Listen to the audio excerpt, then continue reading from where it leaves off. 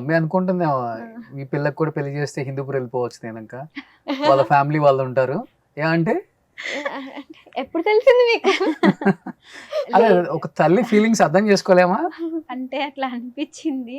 ఉమ్, తర్వాత ఇంకా ఆయన గురించే కొంచెం ఇప్పుడు ఆయన వెళ్ళిపోయాడే అనే బాధ ఇంకా ఉంది. ఓకే అంటే ఆయన చనిపోయి ఇంకా ఇప్పుడు 9 నెలలు అవుతుంది. 9 నెలలు అయింది ఇంకా. ఓకే ఆయన లేకుండా పోవడమే కొంచెం అది కొంచెం డిప్రెషన్. నాకు ఎట్లనో అనిపిస్తుంది ఒక్కొక్కసారి, బాగా ఆలోచన వస్తే ఆయన లేడే, ఆయన ఉండింటే బాగుండేది, వీళ్ళు అనేవాళ్ళు కాదు కదా, ఇన్ని రోజులు ఉన్నాడు ఇంకా బాధ పెళ్ళైన అనిపిస్తుంది. దాకా ఉంటే ఏమవుతుండే అన్నట్టు. అది ఆలోచిస్తుంది. బట్ ఇప్పుడు సొసైటీలో నువ్వు కూడా ఒక పబ్లిక్ ఫిగర్ రా, అంటే నిన్ను అర్థం చేసుకునే వాళ్ళు ఉంటారు తిట్టే అండ్ వాళ్ళు నువ్వు ఉంటారు. అర్థం చేసుకునే వాళ్ళు కూడా ఉంటారు. ఉమ్.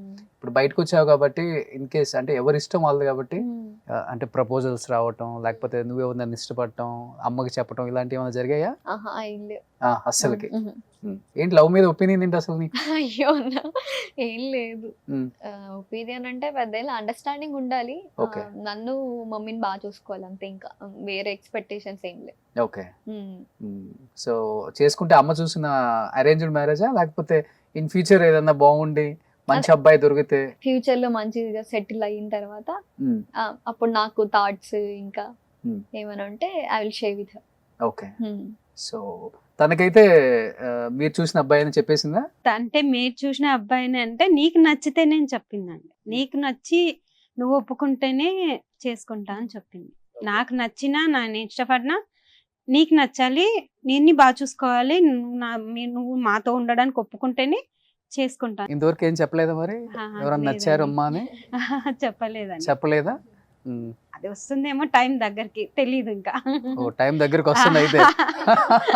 అంటే ఇప్పుడు జనరల్ గా ఇప్పుడు అంటే ఎవరు మదర్ ని ఉంచుకోవడానికి ఒప్పుకోరన్న మాతో పాటు. ఇప్పుడు తనకంటే ఎవరున్నారు? ఎవరు లేదు. ఎవరు లేరు కదా. నాన్న అనేది నేను అంత ఈజీగా అలా వదిలేసి వెళ్ళిపోను కదా.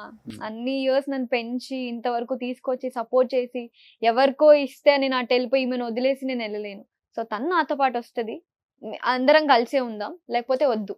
ఇదే మాట మీద ఉన్నా నేను. ఉమ్. మా మమ్మీని అయితే నాతో పాటే ఉంచుకుంటాను, అయితే నేను అస్సలు వదలను. సో ఇప్పుడు అబ్బాయిలు కూడా చాలా పాజిటివ్ గా ఉన్నారులే. ఎవరైనా వాళ్ళ పేరెంట్స్ మా పేరెంట్స్ సపోర్ట్ గా ఉంటే ఉంటే మా ఎదుగుదలకి ఫైనాన్షియల్ గా మేము ఎదగటానికి ఇద్దరు జాబ్ చేసుకుంటాం, ఇంట్లో సపోర్ట్ ఉంటుంది అన్న ఫీలింగ్ తోనే ఉంటున్నారు. బట్ చిన్న నీ రీల్స్ లో ఎంత అందంగా ఉంటావు, ఎంత బాగా చేస్తావు, ఎవరు ప్రపోజ్ కూడా చేయలేదా? అంటే ప్రపోజల్స్ అన్న వస్తాయి అన్న ఇంకా పక్కా. అంటే నేను యాక్సెప్ట్ చేయాలి. అంటే వాళ్ళు సోషల్ మీడియాలో చూడడం జస్ట్ మా యాక్టింగ్ అండ్ మేము ఉండేదాన్ని చూస్తాం. మా పర్సనల్ లైఫ్, మేము పర్సనల్గా ఎలా ఉంటున్నాం, మా కష్టాలు ఏంటి వాళ్ళు ఎలా ఉంటున్నారు అని అంతా తెలుసుకోవాలి కదా. అన్నిటికీ యాక్సెప్ట్ చేయాలి కదా వాళ్ళు. ఓకే. సో అది ఆ మమ్మల్ని అర్థం చేసుకొని మాతో పాటు ఉన్న ఇఫ్ నేను తప్పు చేసినా కూడా పర్లేదు ఏముంది, నేను ఉన్నా కదా నీ పక్కన అన్న పర్సన్ ఉండాలి. ఓకే. ఇప్పుడు సోషల్ మీడియా అన్నాక చాలా వరకు వస్తూ ఉంటాయి. సో ఏది చేసినా నేనున్నా నీ వెనక, నువ్వు ఇలా ఫైట్ చేస్తావు, ఫైట్ చేయి, నేను ఉంటా అనే పర్సన్ అయితేనే బెటర్. ఎందుకంటే సోషల్ మీడియాలో వాళ్ళు ఇలా అంటారు, మళ్ళీ రేపు పొద్దున మనం క్లోజ్ గా మూవ్ అయిన తర్వాత నువ్వు అలాగా, నువ్వు ఇలాగా, ఎందుకు వీడియోస్ చేస్తున్నావు, ఆపేసి అంటే అమ్మో అవ్వదు కదా. ఫోన్లే నువ్వు ఇంతవరకు వచ్చి ఆగిపోయావు. చాలా మంది అమ్మాయిల ఎక్స్పెక్టేషన్స్ వేరే లెవెల్లో ఉన్నాయి. అబ్బాయికి 2 కార్లు ఉండాలి, 4 ఇల్లులు ఉండాలి, 100 ఎకరాల పొలం ఉండాలి, 6 అడుగులు ఉండాలి. ఏమి పెళ్లి చేసుకొని సెటిల్ అవుతాం అన్న, ఏం లేకపోయినా పర్లేదు. అంటే మా ఇద్దరికి ఒకవేళ మంచి అర్థం చేసుకుని ఇది ఉంటే పెళ్ళి అయ్యాక సెటిల్ అవుతాం. ఏమి డబ్బుతో ఏమి మనం వెళ్ళిపోం కదా. అవన్నీ ఉంటే గొడవలు వస్తాయని తెలియదు కదా వీళ్ళకి. మెంటల్ పీస్ ఉండదు ఫస్ట్. ఉండదు. డబ్బులు ఉంటే మెంటల్ పీస్ అనేది ఉండదు. అవును. ఇంకా స్టిల్ కావాలి అని అనుకుంటాం.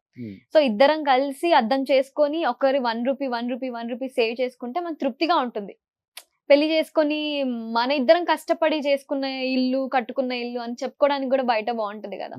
సో అంటే మేము కూడా అలానే అనుకుంటున్నాం. ఇంకా అదే ఫ్యూచర్ లో కూడా ఏం లేదు అబ్బాయికి. అంటే ఇప్పుడు నేను వచ్చిన తర్వాత కొన్ని ఇప్పుడు ఊర్లలో ఎలా ఉంటాయంటే అల్లుడికి ఇవి ఉన్నాయంట, అవి ఉన్నాయంట, అందుకే మంచిగా ఉంది, అది నాకు ఆ పేరు వద్దు. ఇద్దరికి లేకపోయినా పర్లేదు, పెళ్ళైన తర్వాత సెటిల్ అయ్యి అప్పుడు తీసుకుందాం అన్ని, ఏదైనా ఉన్నా ఆ మెంటాలిటీతో ఉన్నా నేనైతే. సో ఇప్పుడు నిన్ను మాట్లాడుతుంటే నాకు అలానే చూడాలనిపిస్తుంది. ఒక మిడిల్ క్లాస్ లో పుట్టిన అమ్మాయిలు 4 గోడల మధ్య పేరెంట్స్ గీసిన గీత దాటకుండా బతికితే ఎలా ఉంటారో చూసాము. మిడిల్ క్లాస్ ఫ్యామిలీలో గీత దాటొచ్చి సొసైటీని, సమాజాన్ని చూసి బతికితే ఎలా ఉంటారో అర్థమవుతుంది. అంటే చూడాలి సమాజం అసలు ఎలా ఉంది, సొసైటీ అనేది కూడా చూడాలి. అబ్బాయి అయినా అమ్మాయి అయినా కూడా అప్పుడే తెలుస్తుంది లైఫ్ అంటే ఏంటి అనేది. ఎందుకంటే చాలా మంది డిపెండెంట్గా బతుకుతున్నారు, ఇండిపెండెంట్గా బతకాలి.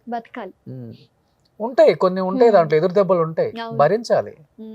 దాంట్లో నుంచి బయటకు వచ్చిన వాడే కదా మనిషి. అది నీళ్ళకి బాగా కనిపిస్తుంది.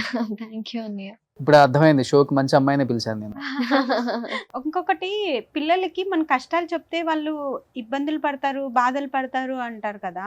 మన కష్టాలు ఏంటో తెలిస్తేనే వాళ్ళకి కష్టం విలువ ఏంటో తెలుస్తుంది. ఇప్పుడు పిల్లలు అయ్యో పిల్లల ముందర అది చెప్పొద్దు, ఇది బాధపడద్దు, ఈ కష్టం గురించి పిల్లలకు తెలియనియద్దు అంటారు కదా చాలా మంది పేరెంట్స్. తెలియాలి, తెలిస్తేనే ఆహా ఇది ఉందా, ఓకే ఇట్లుంటారా అని వాళ్ళకి అర్థమవుతుంది. అప్పుడు ఫ్యామిలీ ఇంత బాధపడుతుందా, మన కోసం ఇంత బాధపడుతున్నారా అని అప్పుడు పిల్లలు కూడా అర్థం చేసుకుంటారు పేరెంట్స్. అవును, అదే చెప్పేదండి, పెద్దదాంతో ఎక్కువ షేర్ చేసుకోకుండా ఇప్పుడు దీంతో ఎక్కువ షేర్ చేసుకుంటారు.